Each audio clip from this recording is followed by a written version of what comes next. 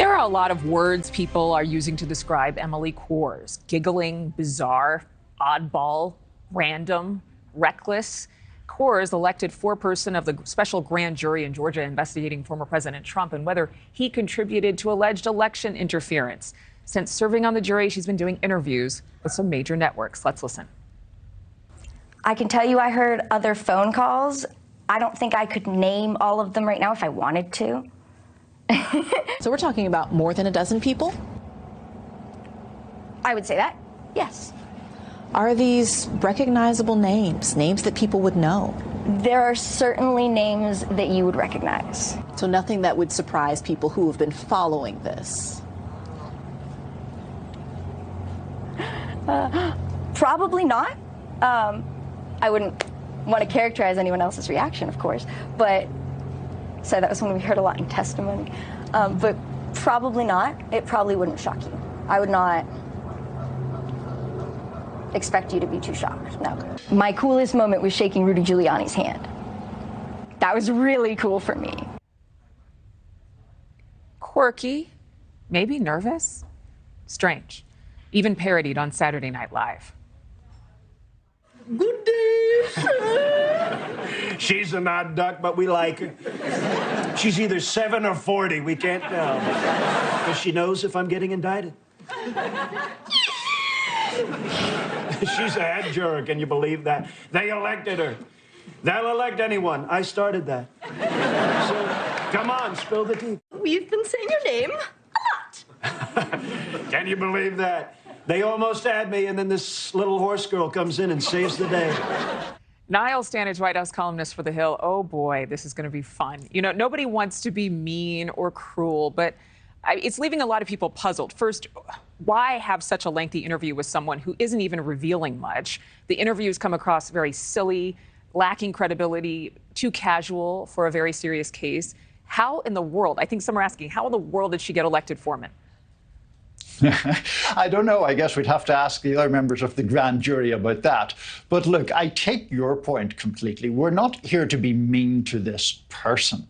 The point is that the bizarreness of these appearances are causing a massive headache for prosecutors because her manner has the effect of making a very fundamentally serious thing appear fundamentally unserious. We're talking about a probe into whether the then sitting president of the United States sought to overturn an election.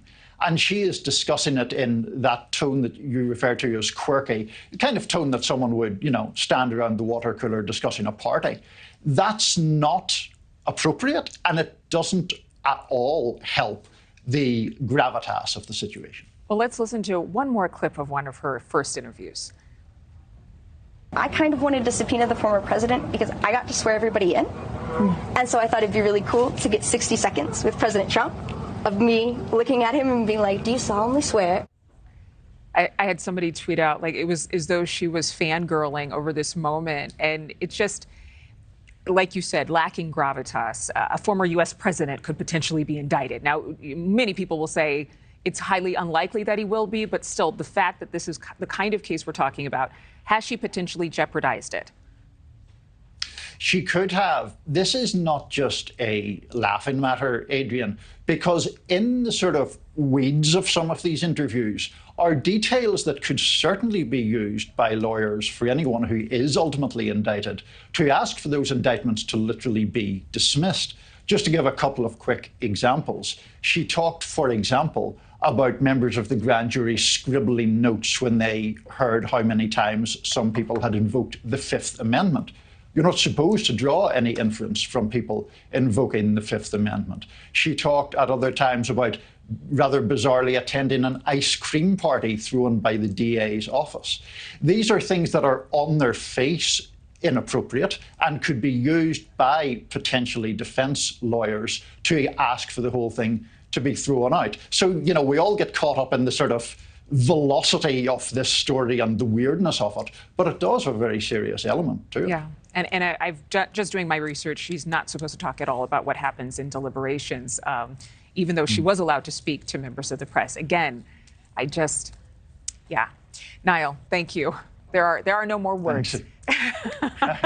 There are a lot more words, but we don't have time for them all. Thank you for watching. Go to newsnationnow.com to find NewsNation on your television provider. And don't forget to click the red subscribe button below to get more of NewsNation's fact-driven, unbiased coverage.